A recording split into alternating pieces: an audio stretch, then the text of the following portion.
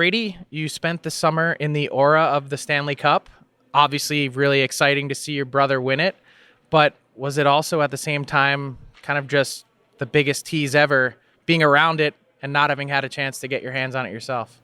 Yeah, I mean, first and foremost, it was pretty amazing, and just to see the excitement that not just my family, but all of Matthew and I's friends and all the people that have kind of been around our lives from the start, and just to see how happy they were, it was amazing to see, and I guess you could say I got addicted to that feeling that I want to provide that to the community here and to people that haven't experienced that it truly is one of the most special things in the world to win, and the memories that follows makes it that much more special. So you've spent a lot of time around that Panthers team over the last couple playoff runs. You've seen what it's like to fall short, and then the other side of them coming through to win. What do you think that's like? What's rubbed off on you about the price that needs to be paid to win? Well, I think that in itself is what you need to sacrifice, not just your body, but there's little plays during games that you give yourself up for, and that you sacrifice for your teammates. So I think that first and foremost. But what I've learned most from Matthew being around the last two and just kind of being in and out was just a day-to-day approach. Like it goes back to for example, when they're up 3-0 and he wasn't looking like, oh, we have a chance to accomplish it. He was just thinking about the game and wanted to play his best game. And then when they came back in Game 7, he's like, I just focus on today and focus on being my best today. And he didn't really think about winning until he did.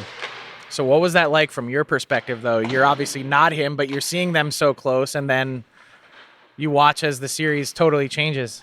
Yeah, well, a lot more nerves for you?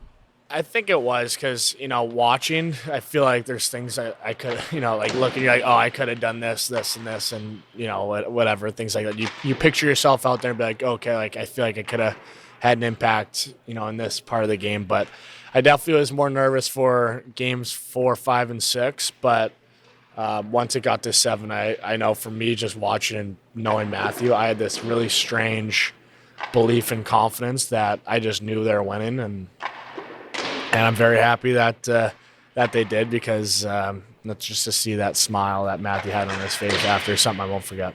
Amazing stuff. Let's spin it to Ottawa. You are a man on a mission. You have had a lot of time to digest last year and the way things went. When you step into camp this year, new coach, new feel, new vibe, what stands out to you? What do you see?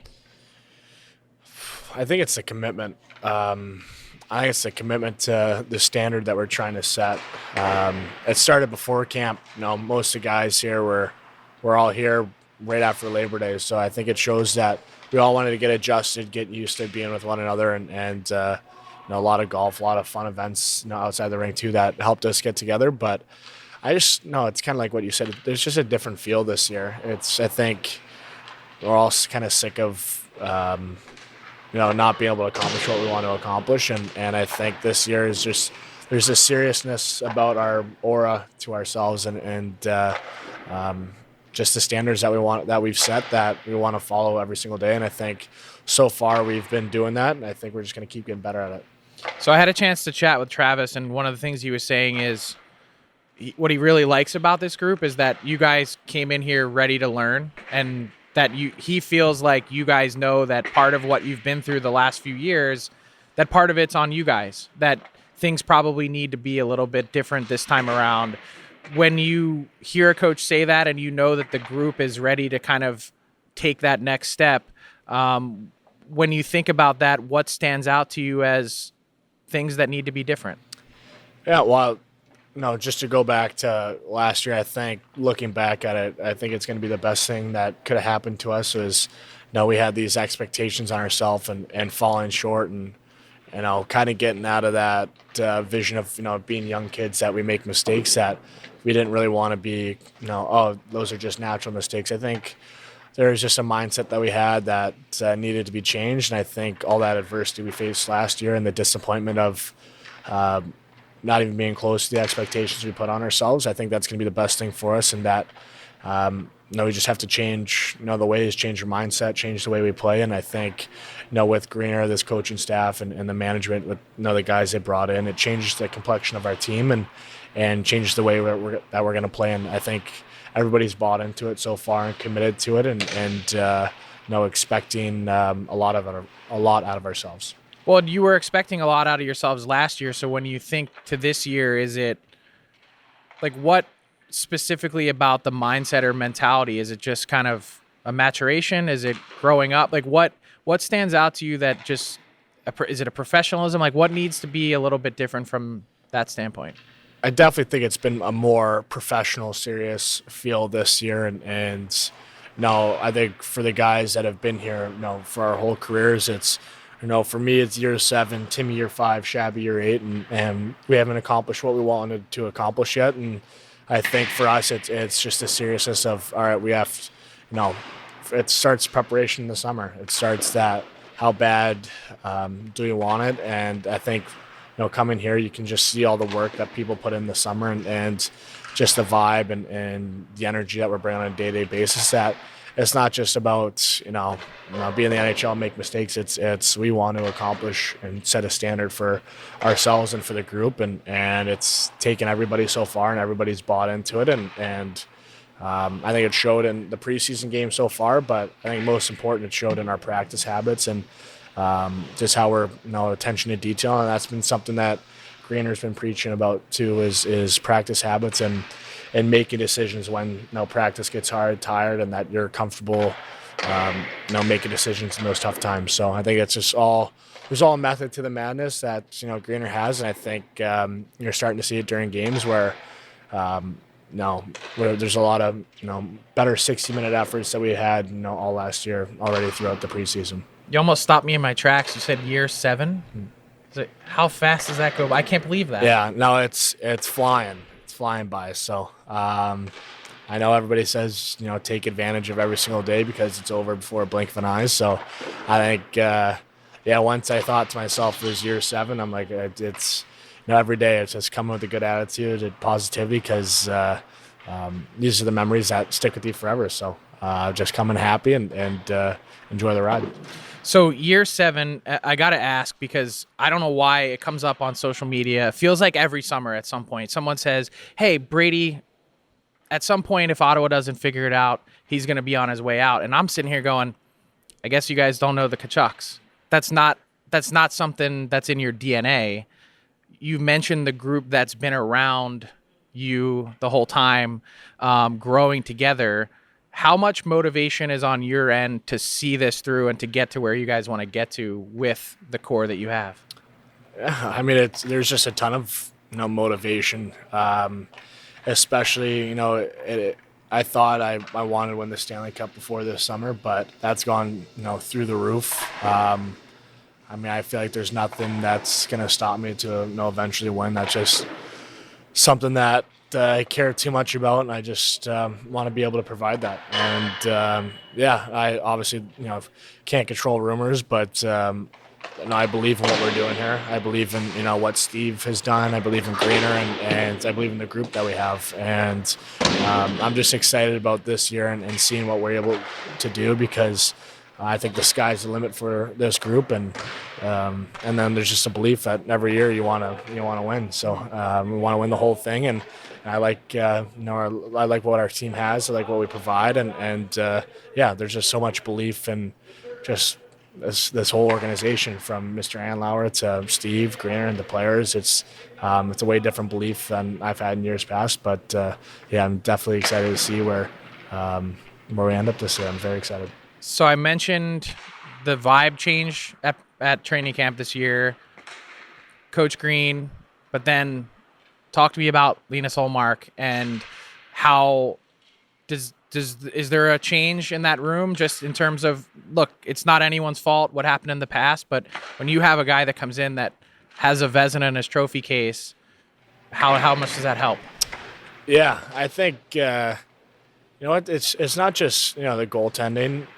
It's his personality and his leadership in the locker room and what's it off like? The ice. He's just very vocal. And I think a big thing for our team is just communication and I think he's been great, and I feel like he's, his personality is very outgoing and talkative, and just getting to know guys, and I think he's just made the group lighter, and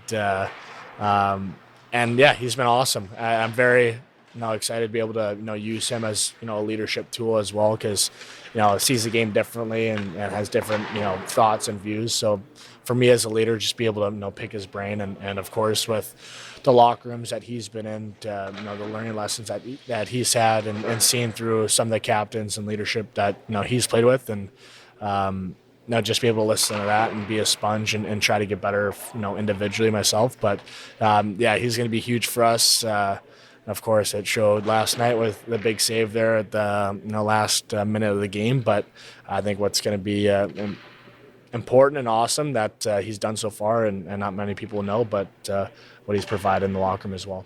So the culture word gets thrown around a ton, but I'm interested that you picked his brain a little bit on, like everyone always says, Boston does things maybe a little bit differently, and that's a big reason why they've been able to have success. Is there anything that you've maybe picked up on or keyed in on that he's been able to share that might help you? I just think I know there's a lot of examples of stories throughout the years of how some of those players treat guys, and I think I feel like everybody's got a voice, and that's that's what I want to have the culture here in Ottawa, is that it doesn't matter if you're a rookie playing your first game or you've been in the league for 15 years. It's you're important to our team, you're important to this organization, and that you don't have to be vocal, but everybody's got their leadership qualities and has a platform to lead, and whether it's example, whether it's talking, communicating, but just want everybody to be comfortable that to be themselves, and that they're very much a part of the group and equal to everybody else in the organization. Last one, we talked about a ton of differences, but now that you're 1 year into Michael Andlauer having control of this team, and Steve Staios now working with him longer, just how different is it? You can tell the fans, like the energy just is different, but in here in general, is it as different as it looks from the outside? Yeah, it's different. You know what? It's I'm fortunate with the old regime. It's they gave me an opportunity to be here for a long time, so I'll always be appreciative and thankful for that. But with Steve and Mr. Andlauer, it's been awesome, and it shows how much they want to win, and I think that belief for themselves and belief that they have in our group, it just makes it that much more exciting, because that you have the bosses have your back and want to provide you the best opportunity to win, and I think that radiates not just for me but for the whole team, that you want to win for them as well. So it's been a fun ride, fun year so far, and looking forward to this year and seeing how our group does, because there's a lot of belief from top to bottom. Brady, thanks so much for your time. Best of luck this year. Looking forward to watching it all come together. Appreciate it. Thank you. What's up, hockey fans? If you enjoyed that video, then you need to be hitting the subscribe button right here at Daily Faceoff. Exclusive interviews and analysis from our hockey insider Frank Saravalli, fantasy updates from Brock Sagan, and a daily live show at noon Eastern, Monday through Friday. You don't want to miss any of the fantastic content, so hit that subscribe button.